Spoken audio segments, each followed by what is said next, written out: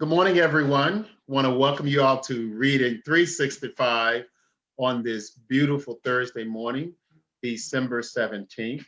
I am Floyd Stokes, and I have two fantastic readers. They are veterans to this platform, and we're glad to have them back. We have Bill Z and Mark Clapper. So Bill Z, he's going to go first, is he? Or did I? Yeah, thank you. I stepped away. I didn't remember. Good save. I'm like proud of myself here. And then so Bill is has been reading with the 500 Men Reading, and so has Mark. And we want to thank you guys both for again joining us on Zoom. So Bill, what do you have to read to us this morning? I have Mama Provi and the Pot of Rice, the Olla de Arroz. That sounds intriguing. I'd love to hear what's going to happen. So why don't you take it away? Okay.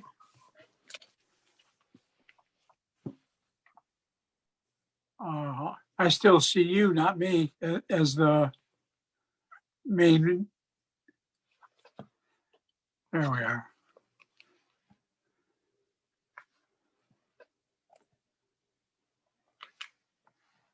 Everyone see that? Yep, we can see it. Okay. Mama Provi and the Pot of Rice, written by Sylvia Rosa Casanova and illustrated by Robert Roth. So, Mama Provi lived on the first floor of a tall apartment building. Her granddaughter, Lucy, who was 6 years old, lived with her parents on the 8th floor of the very same building.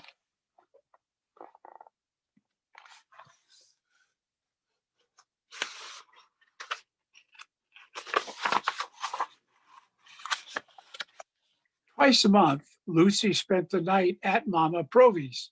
They played games and listened to old, scratchy records.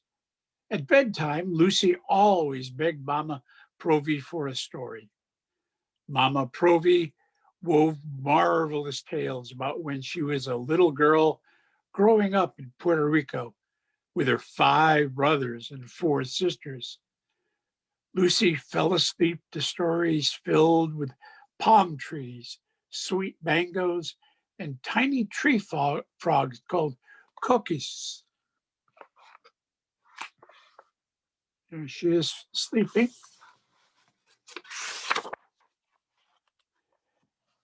In the morning, Lucy helped Mama Provi cook breakfast. It was always a tremendous feast because Mama Provi didn't know how to cook for only 2 people. In her big family, she had been taught to cook for 12 people at one time. You see on the table, there's eggs and pancakes and toast and bacon and bagels, and somebody's going to put on a couple of inches on their waist.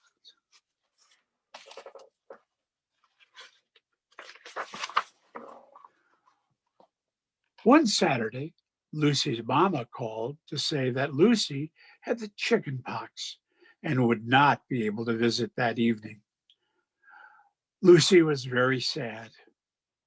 Mama Provi wondered what she could do to cheer her up.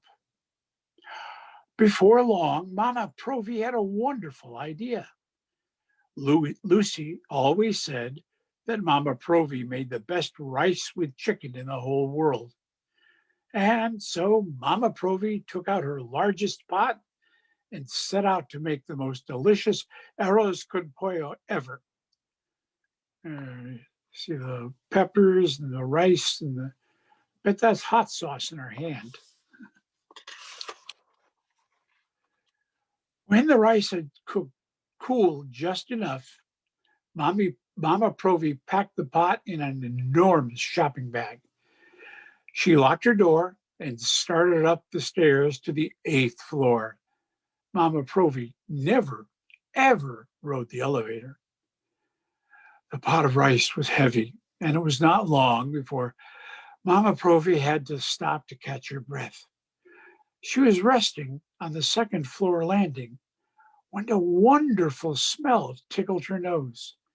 She recognized the aroma instantly, and without giving it another thought, she knocked briskly on apartment 2B.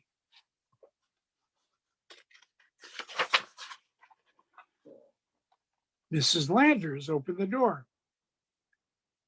Excuse me for bothering you, Mrs. Landers, but is that your crusty white bread that I smell? Mama Provi asked. Mrs. Landers said it was. I wonder if you would trade a bit of your bread for a bowl of my arroz con pollo. I am taking this rice to Lucy, who is sick with the chicken pox, and a piece of your bread would go so well with it.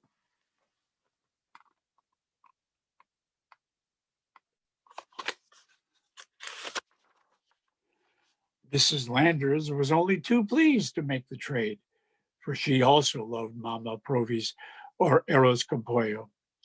And un dos por tres, which in Spanish means something like lickety split, Mrs. Landers wrapped up a large chunk of her freshly baked bread and exchanged it for a bowl of Mama Provi's rice.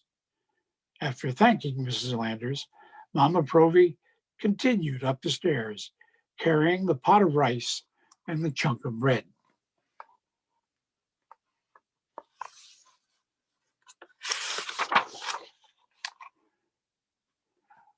Mama Provi had not gone very far when she again stopped to catch her breath, this time on the third floor.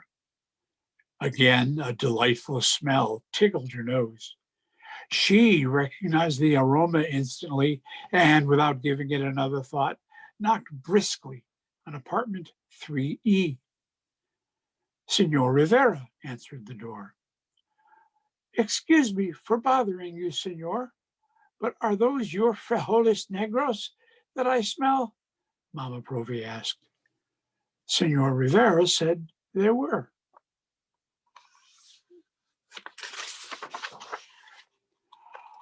I wonder if you would trade a bit of your black beans for a bowl of the arroz con pollo I have in this pot. I am taking this rice to Lucy, who is sick with the chicken pox, and your beans would go so well with the rice. Senor Rivera was only too pleased to make the trade. And on dos por tres, he poured a generous helping of his beans into a container and exchanged it for a bowl of Mama Provi's rice.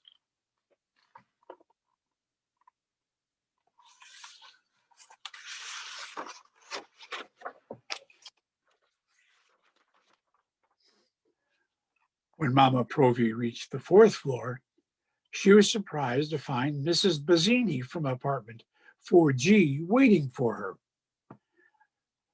Mrs. Landers called to tell me that you have a large pot of arroz con pollo that you are taking to Lucy, said Mrs. Bazzini. I was wondering if you would trade a bowl for some of my fresh green salad. Mama Provi agreed immediately. A nice tossed salad would indeed go very well with her arroz con pollo. So, and on dos por tres, Mrs. Bazzini exchanged a bowl of salad for a bowl of Mama Provi's rice. After thanking Mrs. Bazzini, Mama Provi continued up the stairs, carrying the pot of rice, the chunk of bread, the container of black beans, and the bowl of salad.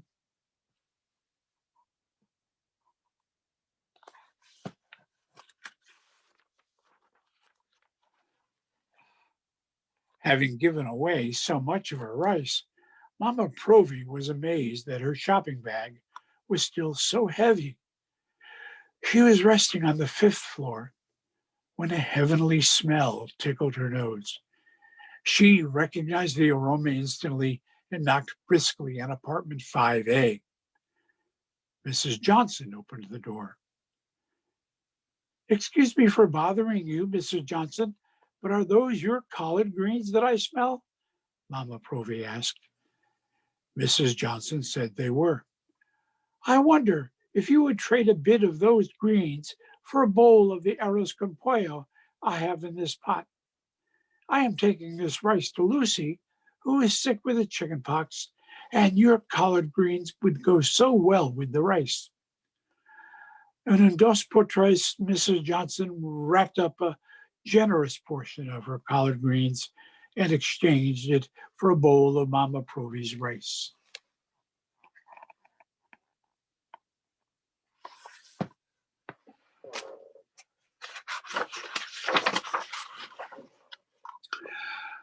When Mama Provy reached the sixth floor, she bumped straight into Mrs. Wu. Mrs. Bazzini called to say that Lucy is ill with the chicken pox, said Mrs. Wu. Please take this tea to her. I hope it will make her feel better.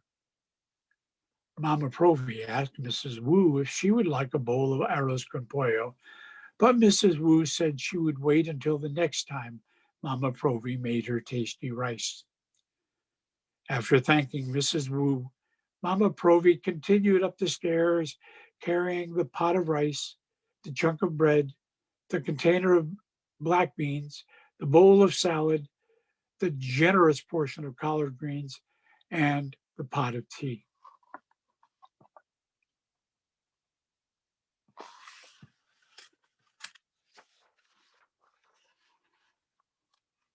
On the seventh floor, Mama Provy stopped to rearrange her shopping bag.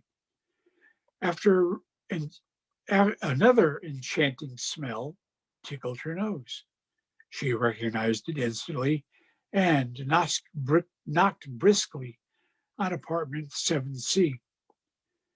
Mrs. Kelly answered the door. Excuse me for bothering you, Mrs. Kelly, but is that your apple pie that I smell? Mama Provy asked. Mrs. Kelly said it was. I wonder if you would trade a sliver of your delicious apple pie for a bowl of the arroz con pollo I have in this pot. I am taking this rice to Lucy, who is sick with the chicken pox, and your apple pie would make such a nice dessert. Mrs. Kelly was only too pleased to make the trade, and she had exchanged a healthy slice of her apple pie for a bowl of Mama Provy's rice.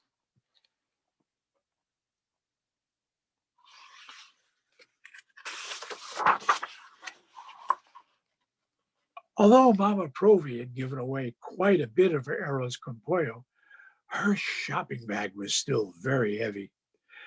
She had finally reached the eighth floor and had stopped to catch her breath when a delicious, heavenly, enchanting, wondrous, delightful odor tickled her nose.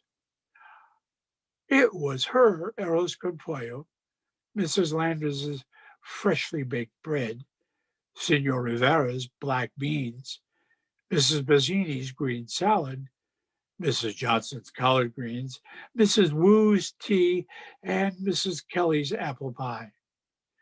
Without giving it another thought, she knocked briskly on apartment 8F. Lucy answered the door. She was covered with spots. Excuse me for bothering you, but are you the little girl who is sick with chicken pox and cannot come to visit her grandmother? Lucy said she was, and then hugged Mama Provy as hard as she could.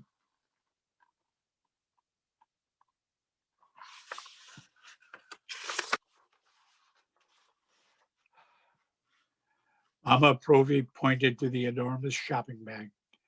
Together, they carried it into the apartment, and on dos por tres, they set up a tremendous feast. Let's eat, said Mama Provy. And that's exactly what they did.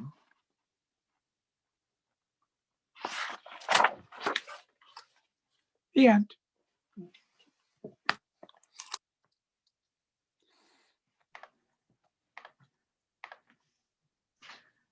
Wow. What a fantastic book. We're Making me gonna have hungry. fun. we're gonna have fun talking.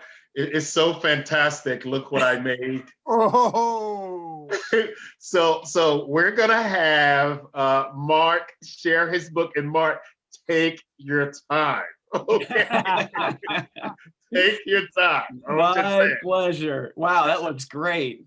All And right. yeah, I have to say, Okay. Phil, I am hungry after hearing your book. That was fantastic. thank you. Mark, what do you have to share with us today?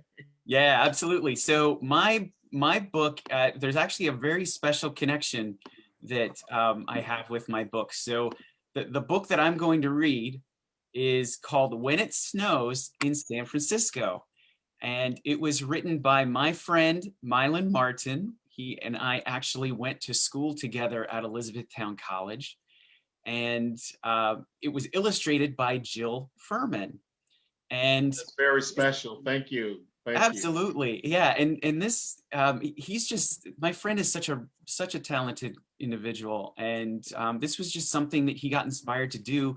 He used to live in New York City and he moved to San Francisco. And there was just one day where he just thought, I wonder what it would be like if it ever snowed in San Francisco. And so he decided he would write a book. So this book is about when it's one little girl's imaginative vision of what her adopted hometown would be like if the normally snow-free city got a nice thick blanket of magical white stuff.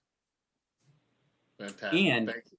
wanted to also show this page to you all because my friend has made this ebook available for free to you all to download. And we're going to share that link along with this stream so that all of you out there, if you would like to download this ebook into your device or your computer, that you have the ability to do that.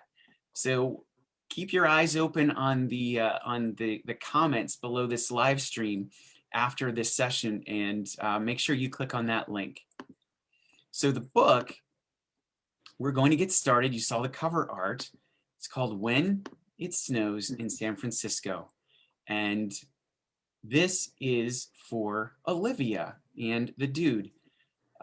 Olivia is a very special person in Mylan's life as well. So here we go. When It Snows in San Francisco.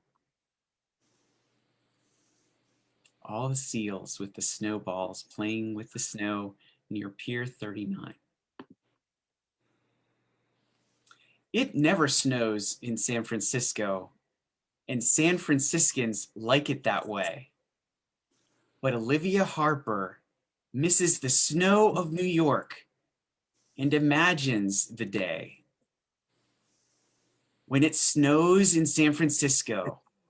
The cars will glide down the hills like a frozen roller coaster, giving drivers wintry thrills.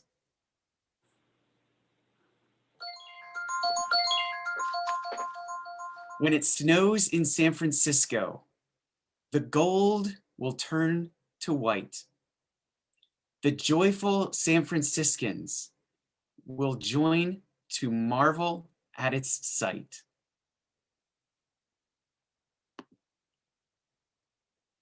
When it snows in San Francisco, the bay will turn to ice. Alcatraz will become the center of a skating paradise. This is Alcatraz right here. And this is the bay, which is normally water. When it snows in San Francisco, the seals will show their might. Instead of lazing on the pier, they'll start the bay's first snowball fight.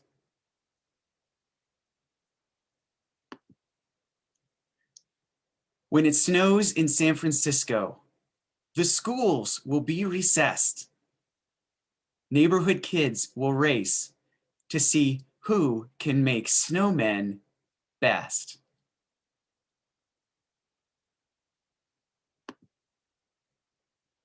When it snows in San Francisco, speed will rule the day. On pizza boxes down Lombard Street, the kids will sled and play. And Lombard Street is a very famous street in San Francisco. It's very, very steep. So I would imagine if they're on pizza boxes, they're going pretty fast down the hill. When it snows in San Francisco, joggers will have to slow down because if they don't, they'll slip and fall on their heads a snowy crown.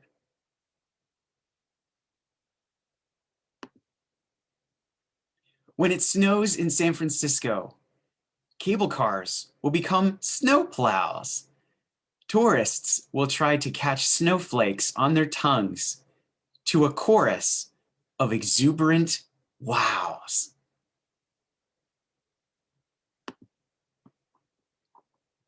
When it snows in San Francisco, the coldest hearts will thaw. San Franciscans will come together to share in the wonder and the awe.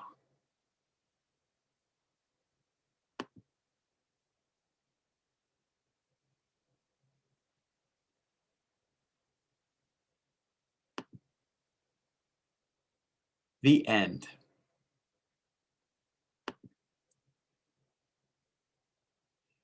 And like I had mentioned, we will make sure that that download link is available in the comment section below this live stream. Keep talking.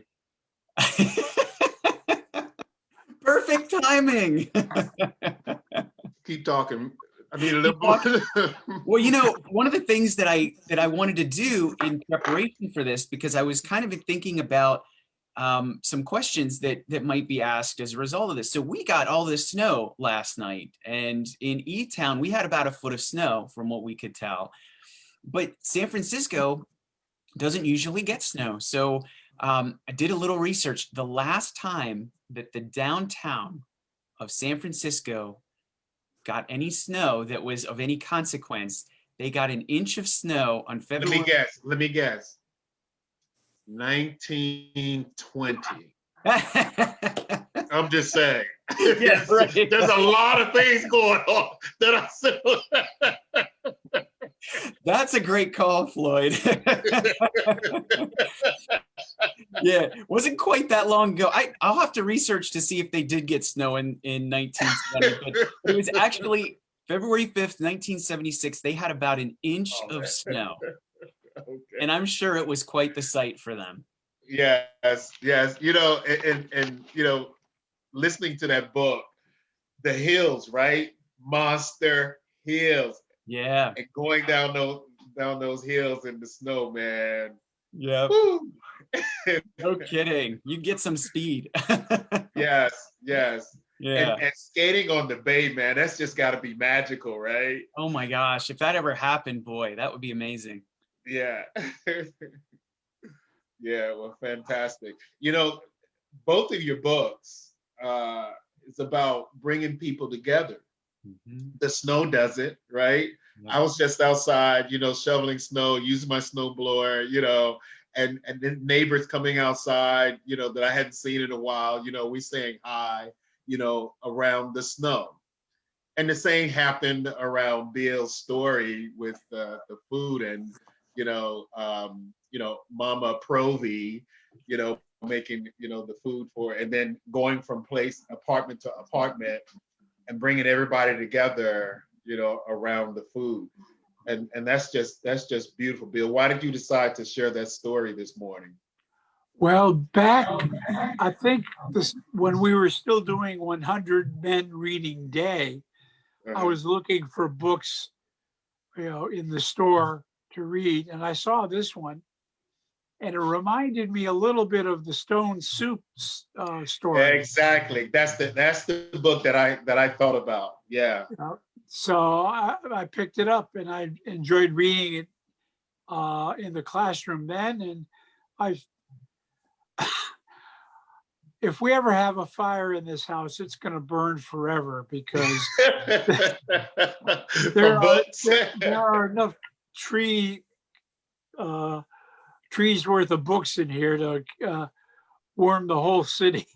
Yeah. You know, as a matter of fact, Bill, to your point, man, when I love the story Stone Soup, of course, it made me think that I'm going to have a stone soup barbecue. Okay, Ooh. I'm going to bring the stone soup. Yeah. The stone. I'm sorry. I'm gonna bring the stone, right? Yep. But we're gonna have a cookout, and someone's gonna have to bring, the chicken, the barbecue chicken, the barbecue ribs, the collard greens, the potato salad, and the apple pie or the lack thereof, right? So, Oh, so yes. when is this going to be? Right. This summer, after post-COVID. I expect an invitation.